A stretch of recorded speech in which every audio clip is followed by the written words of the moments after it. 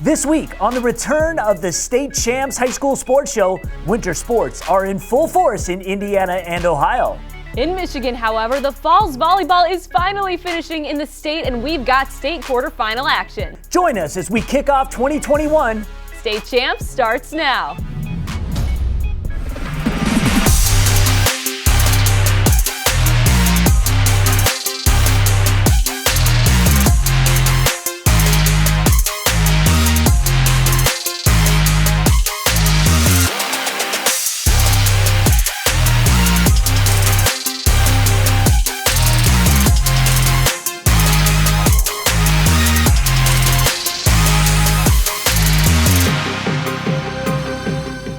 Hello everyone and welcome inside the SCSN studios for another edition of the State Champs High School Sports Show. I'm Jenna Rose. And I'm Lauren Plants. We're presented by Lawrence Technological University, where Blue Devils dare. We have highlights in basketball, swim, and more. Let's not waste any more time. Let's start this week in Ohio.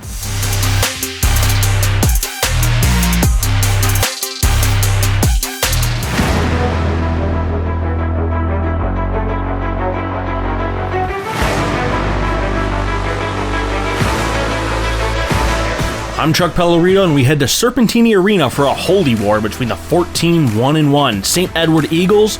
They took on the 7-6-1 St. Ignatius Wildcats. Bit of a rout last time they met. Eagles took it in a 7-0 shutout. First period, and the Wildcats jump out front early. Chucky Wilson centers it up for Owen Zawadski. He nets it. St. Ignatius jumps out to a 1-0 lead. Eagles trying to even it up, but it's cleared out by the Wildcats, taken down by Johnny Rogers, backhand to forehand falling and somehow puts it in the back of the net. Wildcats now up 2. St. Edward starts attacking.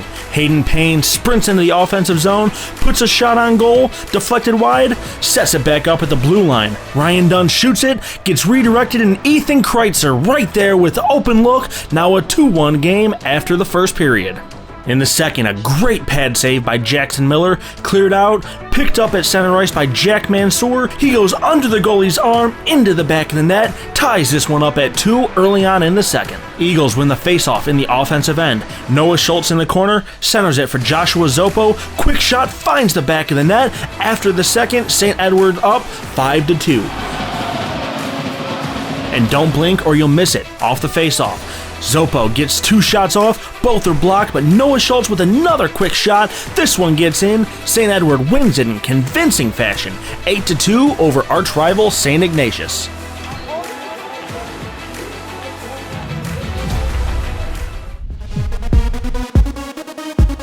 I'm Ryan Slocum. We head now to a non-conference game on the girls' hardwood. The 9-3 Lebanon Warriors at home taking on the 11-3 Turpin Spartans. Turpin rolling early. Claire Klimklowski with the dish inside to Sophia Sciano. She knocks down the mid-range J. The Warriors respond on the next possession. They work it around the perimeter. Molly Edmonds finds Caitlin Stone at the top of the key for the Lebanon 3.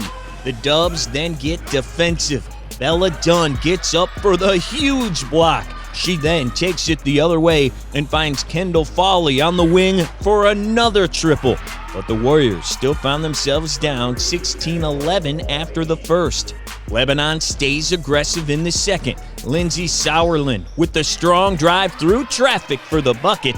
She then gets back on D, playing safety and picks off the pass. Lindsay then fires it underneath to Kendall Foley. Check out the fantastic finish by Kendall. The Warriors took a 30-28 lead into the half, and they kept it rolling in the third. Foley returns the favor with the long pass to Sauerland, who's all alone in the paint.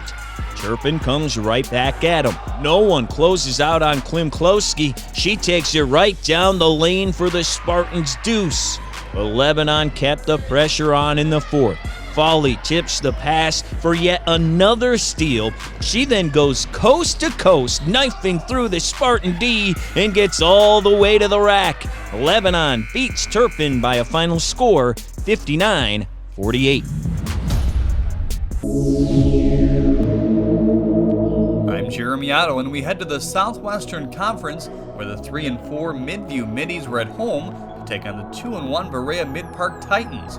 Middies won the conference last year and looking to repeat this year. Midview getting it going early. Tyler Dawson with the feed to the big man Aiden Gregory backs his way through and fills up the hook. But Berea would answer right back. Alex Kavak works it around to an open Marquise Oates, who sinks home the triple try. Back and forth we went in the first before the Middies defense steps up. Dawson in the passing lane picks it off and sends it over the top to Gregory for the contested 2. Middies trailed 13-12 after 1. The Titans were deadly from distance in this one. Patrick Ambergi draws in the defense and kicks it to a wide open Dominic Zaricki Hall for another 3.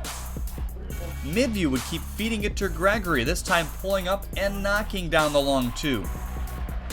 Well, the Titans sharing the ball well here. It's AJ Comer to Devin Johnson and finally Oates who connects. Titans held a 27-23 lead at the half. Third quarter action now. Gregory dishing it to KJ Moy, who sells the pump fake, hesitates one more time under the rim and converts. Patience pays off here. Johnson going to run the baseline and pop to the corner to splash this one home off the nice feed. And some more great movement from the Titans in the fourth. Comer's long pass up court for Jack Arnold finds Zaricki Hall under the net, who finishes. And they would seal it right here. Arnold at the charity stripe rims out, but great job from Kavak to rip down the offensive board and put it back up and in as Berea Mid-Park avenges last year's loss and wins this one 67-57 over Midview. Marking forward. Oh, get his first marking forward. Time now to take a look inside Lawrence Technological University Athletics. If you're a high school athlete with the dream of playing college sports, Lawrence Technological University wants you to recruit yourself. LTU offers over 24 varsity sports for men and women, along with several dozen world-class undergraduate programs. Athletic and academic scholarships are available in all sports. Lawrence Tech will be adding a cheerleading team to the list of new sports starting in 2021. We caught up with the head coach Lauren Bird, who is also the head coach of the LTU dance team, to find out a little more about what the season will look like and why you should join the team. The great thing about us adding cheer is that we are becoming a competition varsity sport. So we will compete in NAIA. We do 6 what I call local competitions. We do 1 semi-regionals, and then if we advance from that, we will go to nationals. Dance has also been participating in the NAIA competitions for the last 2 years, so it's excited to see them move from a team that is under student affairs to a team that is now considered a varsity sports under the LTU Athletics. Why LTU? Why not get a quality education while still being able to do something that you love? LTU is in the top 3% of a growing institution, and with us having and adding so many sports to our school, why not continue to do something that you love, whether it be cheer or dance, and still graduate with that amazing nursing degree, architecture, and get a job straight out of college. Take your future into your hands. Visit LTUathletics.com and recruit yourself. Lawrence Tech, where Blue Devils dare.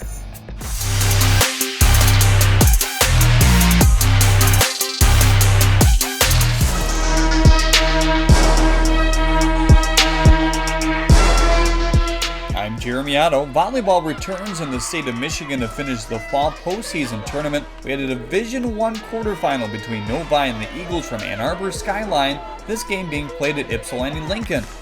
Novi and White looking to get back to the Final Four for the first time since winning it all in 2017.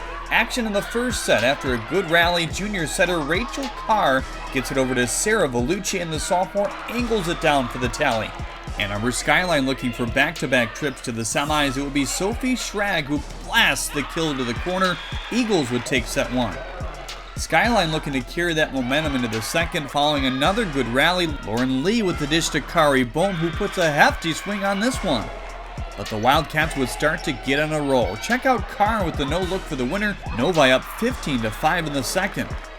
The Eagles would scratch back from that deficit. One of the top sophomores in the state, Harper Murray, shows off her power here. Skyline would later even it up at 25. The Wildcats would finish it off in the second. Carr with the assist to senior Kaylee Robinson as Novi takes it 29-27 to tie the match at 1. More from the Wildcats in the third. Bellucci, also considered a top-tier sophomore, led the team with 18 kills on this night, here using her feet for the dig and then gets it right back for the kill. Novi snatches a 2-1 advantage in the match. But Skyline wasn't backing down in the fourth. It's boom, peppering it down the line right at us. Eagles would even it up as they went to a deciding fifth set. The match featured a number of good rallies, this one thwarted by Murray with some authority. Skyline out to an early lead. Skipping ahead to match point, Carr had a game-high 47 assists, would take this one into her own hands, launching the clincher to the corner as the Wildcats move on to the semifinals for the first time in 3 seasons.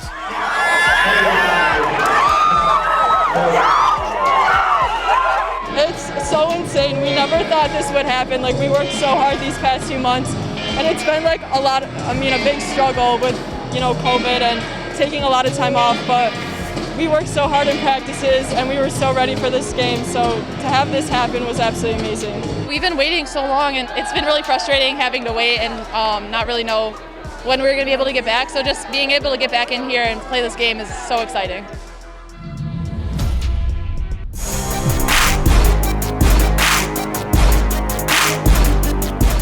I'm Kevin Trzynski, and let's hit up some Division III volleyball quarterfinals action up at Whitmore Lake High School. Monroe, St. Mary Catholic Central, and Bronson getting to this point in tournament play, with both teams on a roll before the pause. But the defending D3 champs from Monroe having another stellar season once again. First set action, and it was the Vikings from Bronson getting things going. A nice volley by both teams. Senior setter Megan Lasky to fellow senior Sky Woodman. The block out front overpowered by the middle hitter Woodman, giving Bronson the early lead. But of course, the Kestrels would inch back into the set. Senior Grace Lipford setting up Anna Dean. Too much muster behind that one. No chance for Bronson with the return. SMCC taking the lead of the game. The first 21 serves still had the Vikings and Kestrels neck and neck. Vikings senior Lasky once again setting up Woodman. Perfect delivery to the middle floor. Bronson keeping it close. The first set would be captured by SMCC here with the game point. Junior Kate Collingsworth setting up Michaela Hout, who delivers the kill, getting the first W. First set score, 25-15. Second set now, and once again, Bronson would keep it close early on. Lasky again setting up Woodman, and she gets the kill to go, and Bronson early up 1-0. But back comes the Kestrels, and after all, they are the defending state champs. Kate Collingsworth with the bump to Abby Koslow, and the senior getting the job done with the slam dunk. SMCC looking like a well-oiled machine on this night. Collingsworth setting up everyone on the floor, this time over to Michaela Hout, who lays into another killer shot. Kestrels take the second set 25-20. One of the best players for the Vikings this night was senior hitter Sky Woodman. Here she is with the kill shot of her own and giving Bronson yet again the early lead. Another good back and forth rally circulating on the hardwood. Woodman with the attempt out front, but is denied by SMCC's Anna Dean and Kylie Barron. From here on out, the Kestrels start to pull away. Match point for St. Mary's, and it's going to be the senior and the player of the game, Michaela Hout, with the clinching kill. And there it is. Monroe St. Mary Catholic Central defeats Bronson in 3 straight sets. Third set score 25-15. It's a great feeling. We haven't played in over 60 days, so we knew this had to be our big game. We had to come out and play consistently, which we did, which I think was great in our part.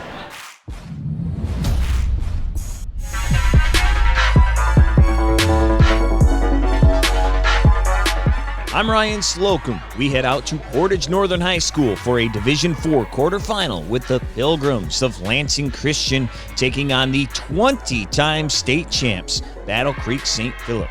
The Tigers on the prowl, back to the top. It's been 6 years since they hoisted the hardware. First set, following a good rally. It's the junior, Brooke Diswick, coming up with the kill. St. Philip takes the first, 25-21.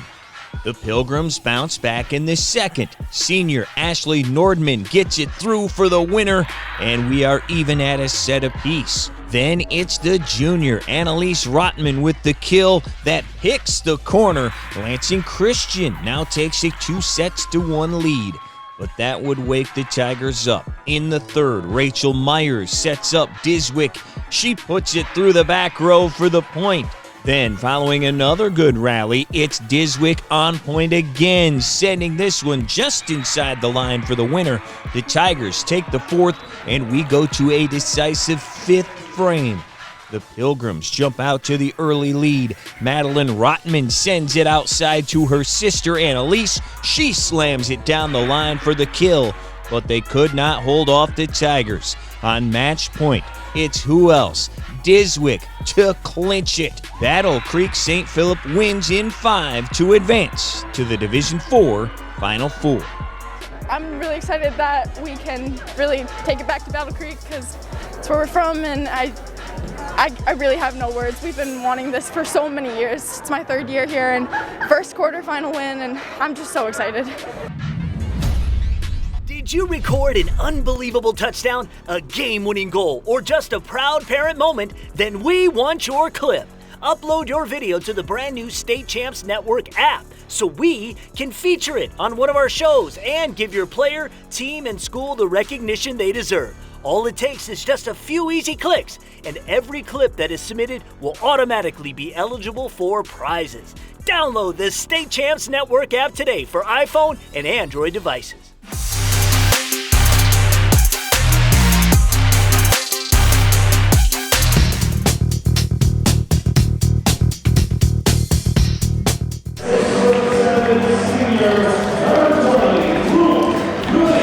I'm Glenn Marini in the Fort Wayne area for State Champs Sports. 4A number 3 Homestead taking on 2A number 1 Blackhawk Christian. Both teams coming in undefeated. 3 future Big Ten players suiting up in Homestead's Luke Goody and Fletcher Lawyer against Blackhawk big man Caleb First. First quarter, that was First with the slam. A little bit later, he collects and jams again. First on his way to 27 points, a picture-perfect start for Blackhawk. Second quarter, Goody gets going. He knifes in for 2, but First, absolutely relentless. 16 of the future Boilermakers' 27 came in the first half. Meanwhile, late in the second quarter, Goody gets this one to go right before the buzzer sounds. Goody with 22 on the game as Homestead up 3, 35-32 at the half. Third quarter, First, unselfish, finds Gage Sefton, and Blackhawk takes a 1-point lead, but Homestead's Caleb Colpine, the lefty, beats the third quarter buzzer, and Homestead up by 4 heading into the fourth. Fourth quarter, it was Fletcher Lawyer time. The future Boilermaker for 3. Next possession, the junior does it again. Back-to-back triples to break the game open. A little later, how about canning another one? And that was all she wrote. The lead pushed to 9. Lawyer had 23 as Homestead pulls away in the fourth thanks to Fletcher Lawyer, 72-60. Yeah, I mean, coming out, we were a little slow. We had to adjust with great talent out there with Caleb and Blackhawk, and we had to come out in that fourth quarter. We happened to hit shots. They happened to go in for us, and we closed out well. We took care of the ball. We knocked down shots. To come out and get a win against a good 2A team, I think the number 1 team in the state, it means a lot. This was a highly anticipated game, like it is every year. They got a great program, great players, great coaches. So for the whole state to be watching this game and for us to get a big win tonight on our home floor is huge.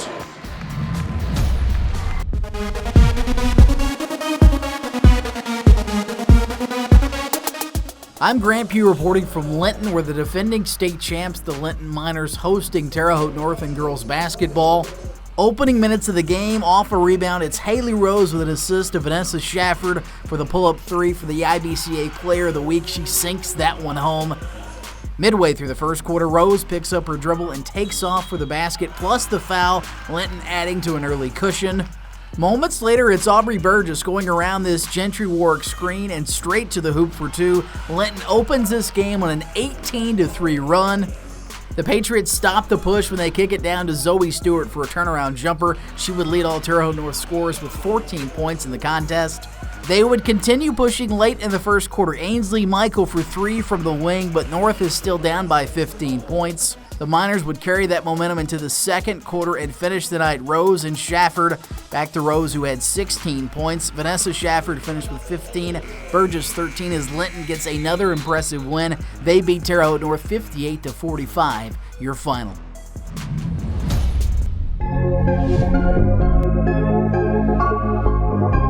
I'm Jeremy Otto, and we go to the Mixed Swimming Championship that was held last week at Carmel High School.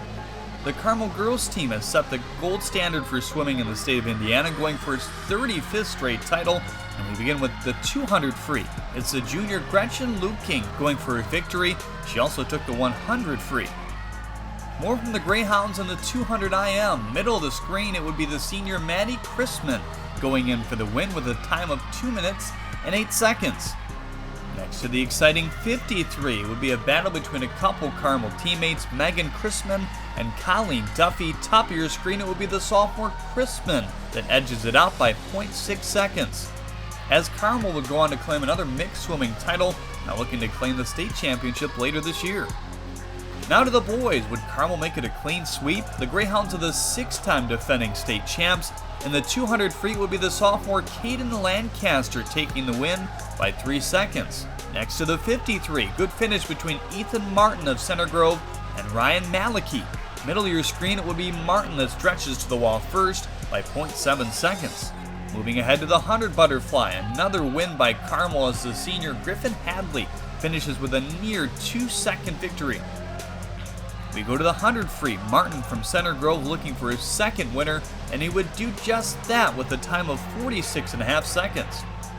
Too much Carmel on this afternoon. Hadley would go on for the victory here in the 100 backstroke by nearly 3 seconds.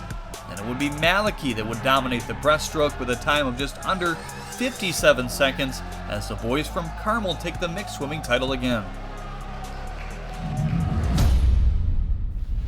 That's it for this edition of the State Champs High School Sports Show. New episodes air every Friday. To watch more exclusive weekly highlights you didn't see on today's show, and there are a lot more, be sure to check out our individual social media channels for each state. It's easy. All you have to do is search State Champs Michigan, State Champs Indiana, or State Champs Ohio on your preferred platform. Take it all in at statechampsnetwork.com or by downloading the State Champs Sports Network app. I'm Jenna Rose. And I'm Lauren Plant. See you next time. State Champs High School Sports Show is proudly presented by Lawrence Technological University, where Blue Devils dare.